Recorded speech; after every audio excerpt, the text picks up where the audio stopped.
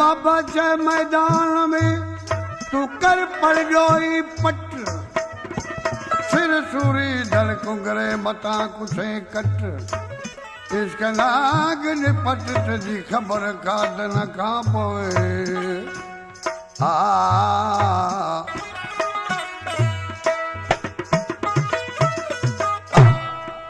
इन्हें इश्क जे मैदान ते आशिक के घुमते ॾिठो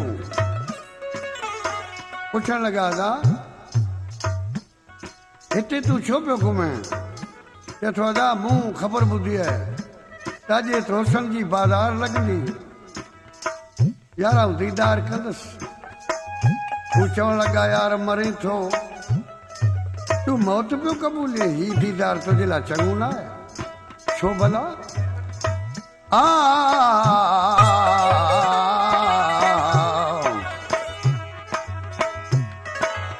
वञे त आशिक हलियो न त अॼु अथई तुंहिंजो अजल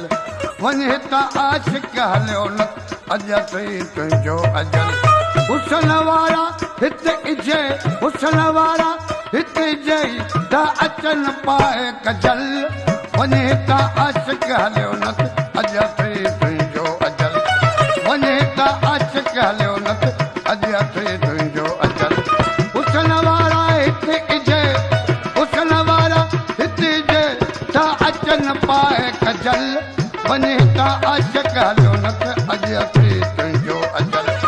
वञे त आशिक हलियो न अॼु अथई तुंहिंजो अजल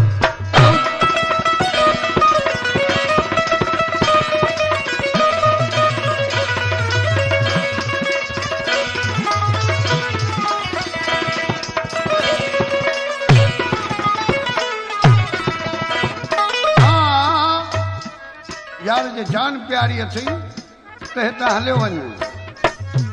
जे वञण में देरि कंदे जे वञण में देरि कंदे त पोइ यार हिते ॾाढो वही मैदान अहिड़ो आहे जिते रुॻा सिर पिया दड़ खां धार थी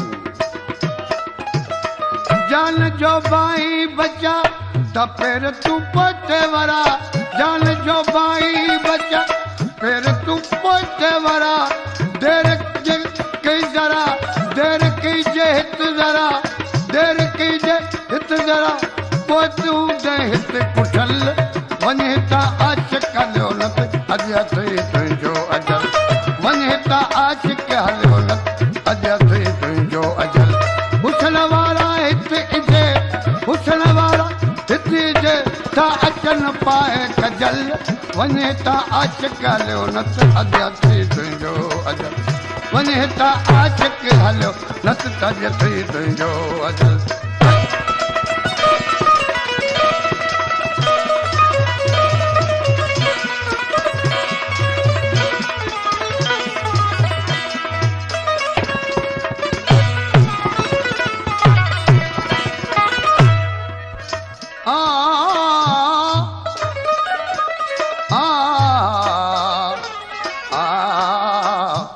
कहिड़ी जाइ ते आयो इहा ख़बर अथई अदा ॿुधाए दड़कना सिरदार ही सा अथई बाज़ार ही दड़कना सिरदार ही सा अथई बाज़ार ही ऐं तो सम्झा यार ही ऐं तो सम्झा यार ही अॻु ॾे न तुंहिंजो ॾिठल वञे त आशिक हलियो न अॼु अथई तुंहिंजो अजल वञे त आशिक हलियो न अॼु अथई तुंहिंजो अजल हुसन वारा हिते जे हुसन वारा हिते अॼु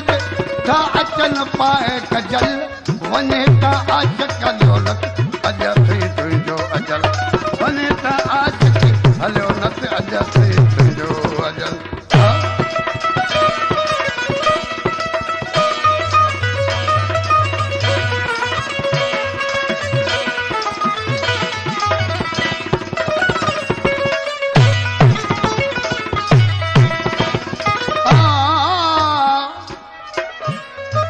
थो चवे अदा ही उहो मैदान है जित कईन जा सिरदार दर थी विया दर खां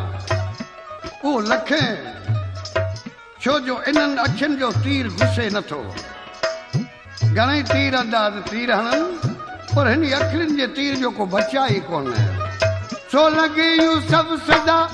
आशक लखे कुस दे ॾिठा सो लॻे यूसुफ सदा आशक लखे कुस दे ॾिठा यादि मूं बिल्कुलु ना यादि मूं ओ यादि मूं बिल्कुलु ना तीर तुंहिंजो को गुथल वञे त आशक लियो न अॼु अथई तुंहिंजो अजल वञे त आशक लियो न अॼु अथई तुंहिंजो अजल उथण वारा हिते इजे उथण वारा हिते अचे उथण वारा हिते इजे त अचन पाए कजल वञे त आशक लियो न अॼु अथई तुंहिंजो अजल वञे त आशक लियो न अॼु अथई तुंहिंजो